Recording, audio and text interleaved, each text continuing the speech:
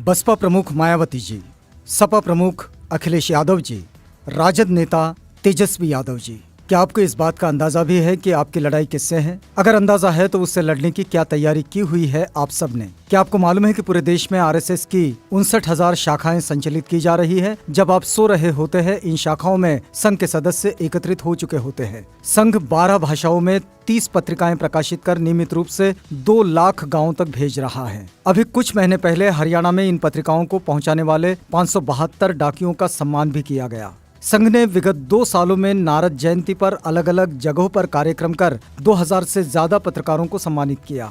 और आपने क्या किया? ब्लॉगर्स और स्तंभ लेखकों के साथ संघ की निरंतर बैठकें होती रहती है, जिसमें ब्लॉगर्स और स्तंभ लेखकों को सम्मानित किया जाता है। और आप लोग क्या करते हैं? अब आप बताइए कि संघ के मुकाबले बराबर आपके पास कौन सा तंत्र है? सिर्फ और सिर्फ 4 चाटुकार और दलाल टाइप के लोगों के अलावा। आप तो शूद्र समाज को भी, यानी कि ओबीसी, एससी, एसटी, माइनॉरिटीज को भी ऑर्गेनाइज और यूनाइट नहीं कर पाए। जरा देखिए संघ ने और क्या क्या किया है।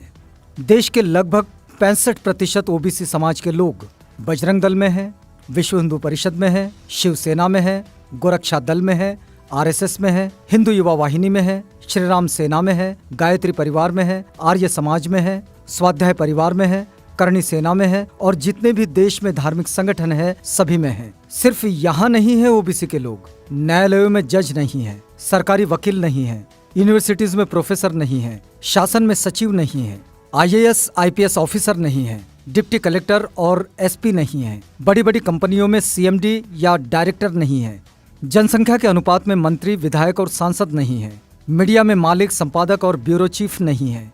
भारत में एक भी बड़ा बिजनेसमैन ओबीसी का नहीं है।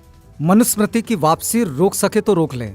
जज कॉलेजियम से बनेंगे, आईएएस लेटरल एंट्री से बनेंगे, बाकी नौकरियां ठेके या संविदा पर होगी। बेहतर शिक्षा इतनी महंगी होगी कि कोई ईमानदार व्यक्ति वहां अपने बच्चे को नहीं पढ़ा पाएगा। और सरकारी शिक्षा को साजिश के तहत बर्बाद किया जा रहा है। सरकारी क्षेत्र को धीरे धीरे खत्म किया जा रहा है, जहाँ आरक्षण का लाभ मिलता है। आरक्षण तो रहेगा पर सरकारी क्षेत्र में नहीं रहेगा, तो आरक्षण अपने आप ही खत्म हो जाएगा और उसे खत्म करने का दोषी भी कोई नहीं होगा। एससी, एसटी, ओबीसी को प्रतिनिधित्व विहीन किया जाएगा, उन्हें उनके जातिगत पेशों पर लौटने के लिए मजबूर किया जाएगा। ये नौबत इसलिए आई है कि एससी, एसटी, ओबीसी के लोगों ने महज पेट भरने की नौकरियां की।